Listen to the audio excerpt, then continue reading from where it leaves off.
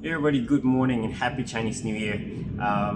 This is me, Hitman for President, and welcome to my channel. In this video, I'm going to give you an update about the bike and also what I'm planning for the track day, which is going to be happening tomorrow. But for you guys, you're going to be able to watch this video on Saturday, 7 o'clock. So first thing that I've done on this bike, I've already changed the tire. You may have come across my previous videos where I'm still ride this bike on the street. So I still need to use the street tires and also the dedicated track tires. I have received numerous questions about the tires, like what's the size of it. I'm using 110/70 at the rear, and the front I'm using 90/80.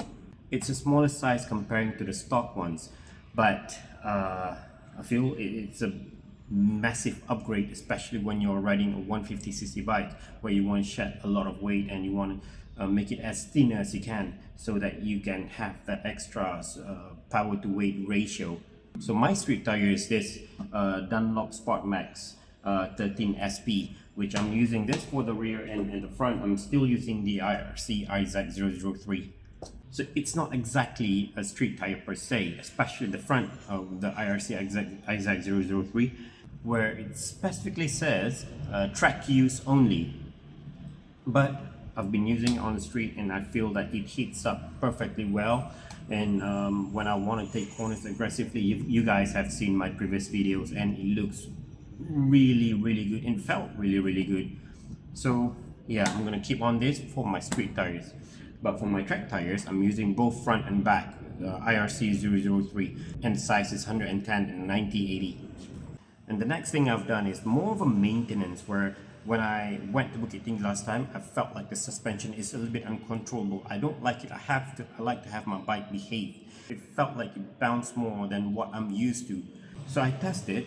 I found the midpoint of the bike, so I just went and pressed it down, and the front side seems to be a bit too soft. So I took it to my friend's shop and changed the fork oil, and I'm still using the iPhone 30W fork oil. I've tested it on the way back from the shop to my house.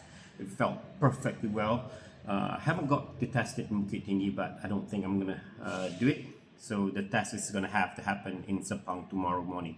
And the next thing is the engine oil. As you can see here, this is the Petronas Sprinter Racing 10W50. Fully synthetic ester ultraflex technology. To be honest with you, the last Petronas engine oil I've used was so many years back. It was the Petronas F900. I didn't really like it then, but what I like about this is that the price is affordable. It's 76 ringgit when I bought it from the official Petronas Shopee shop, and this is actually an ester engine oil, which, if you know, the Moto 300V is also the ester engine oil, but it costs a lot more than this. Some shop will sell it at 95, some shop will sell it 88, but it's not going to be as cheap as this 76 ringgit. But performance wise, I'm going to have to find out tomorrow. I'll give you an update about it.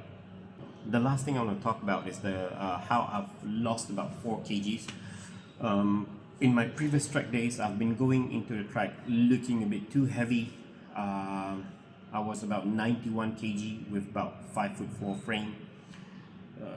To be honest with you, I didn't really feel comfortable with that extra baggage that I have to carry around. And that's just my physical weight. If you add the full suit, the helmet, the boots, I should be close to 100 kilogram, and this bike has to carry all that weight with all the aggressions I'm putting on the bike. It's not really fair. So I've been working out a lot. I've been on a clean diet, so I've lost about 4 kgs. I'm really interested to see like what's the power to weight ratio, what's the difference. Last time I got about 3 minutes 13 seconds in Sepang International Circuit full track, but this time around I want it to be a little bit faster than that. I'm hoping to get about 3 minutes 5 seconds. Power to weight ratio is just the side effect of it, but one thing that people don't really talk about when they're fat and riding a small bike like this is that how nimble that you can be on a bike. When I've gotten fat, the first thing I noticed that my stomach will balloon up and it becomes all this balloon, and I can't really control it. I can't really inhale and I can't really do anything about it.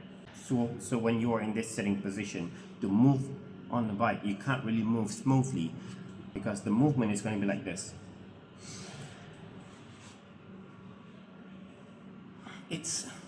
That's because the stomach itself is the obstruction. I can't really go very smooth on the bike. But now, once I've lost a little bit of size and the movement doesn't get interrupted by the fuel tank with the stomach, because before this I have to avoid the stomach from being rubbed with the petrol tank. So it's going to be, the movement before it's like this. But now I can do this. For me, that feels so much more efficient. I'm not even trying to fat shame anyone. What I'm talking about is that you can improve your riding just by working on yourself. The problem what I see with a lot of people is that instead of investing on yourself, they invest more on the bike. They try to get the best suspension they can get. They try to squeeze more power for the engine. But ended up, the faster the bike is, the fatter that they got. So what's the point? It doesn't bring in any power to weight ratio benefit. My point is, let's just get as fit as we can, just so that we can enjoy better doing what we wanted to do. If you're one of the foodie riders, just enjoy your ride. Do whatever you want, it's fine. So thank you guys for watching this video. I know this video is more about me talking, not really riding, but I just want to show you what I do on the bike, because I'm trying to help out for those who are interested in getting better in the way they ride. So I just share what I do. So if you see that this might benefit you, great. If it doesn't, thank you for watching. So I'll see you guys in the next one. Goodbye.